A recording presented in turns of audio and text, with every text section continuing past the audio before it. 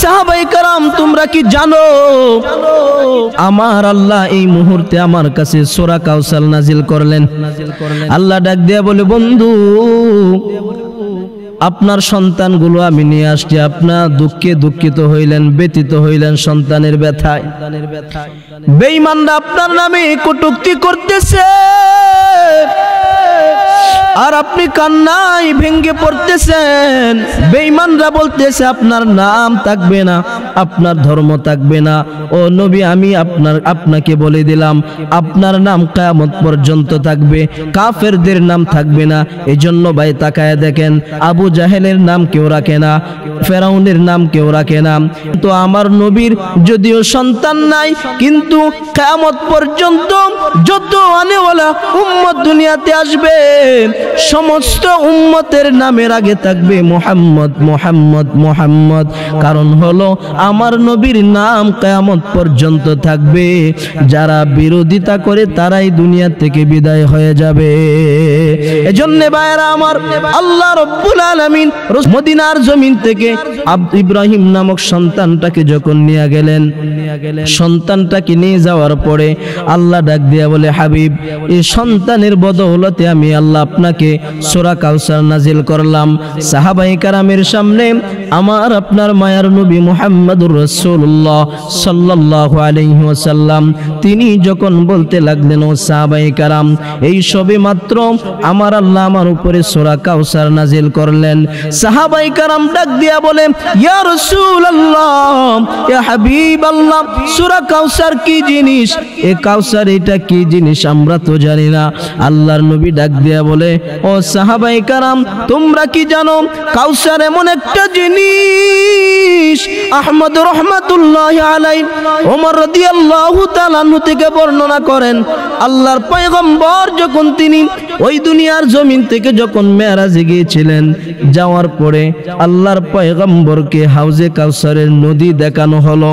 আল্লাহর নবী বলেন ওই নদীর কাছে যখন আমি গেলাম, যাওয়ার পরে গিয়া দেখলাম নদীর দুইটা পার স্বর্ণ দিয়ে আল্লাহ বাধাই করে রাখলেন আর ওই পানি থেকে মেশক আম্বরের ঘ্রাণ বের হচ্ছে। আমার নবী ডাক দিয়া বলে ও সাহাবায়ে কেরাম কাউসার কি জিনিস তোমরা কি জানো? সাহাবায়ে কেরাম বলে আল্লাহু আলাম, আল্লাহ এবং তার রাসূল ভালো জানে।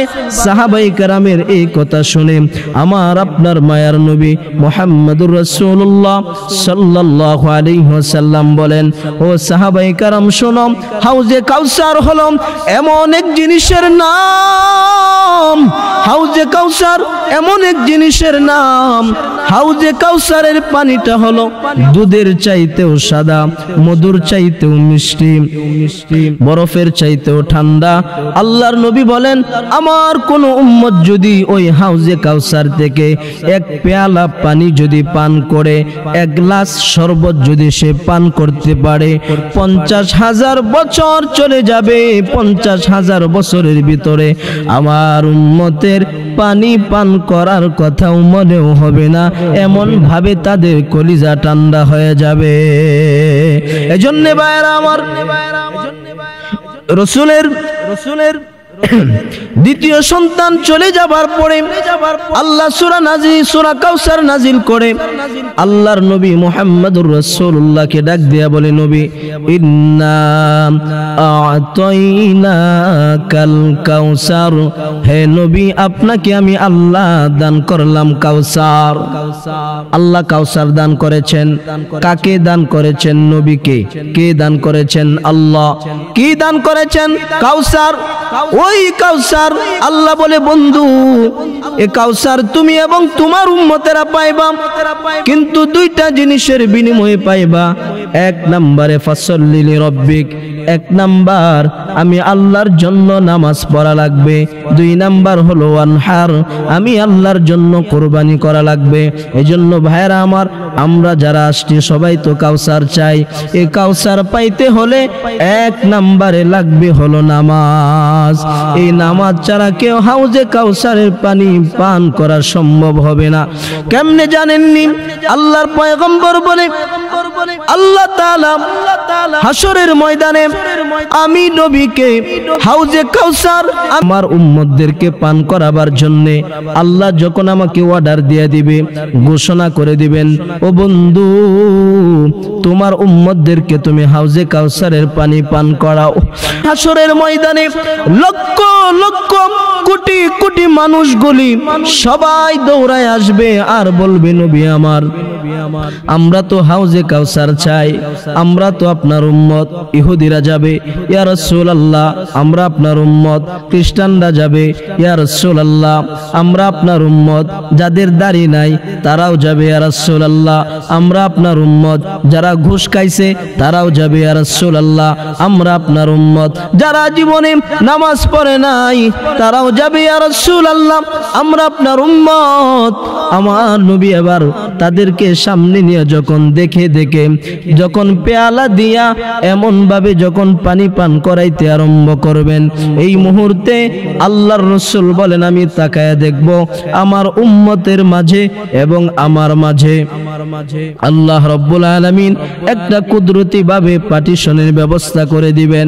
এবার আমার নবী বলবেন আল্লাহ আমার উম্মতের মাঝে আমার মাঝে কেন পার্টিশন দেওয়া হলো?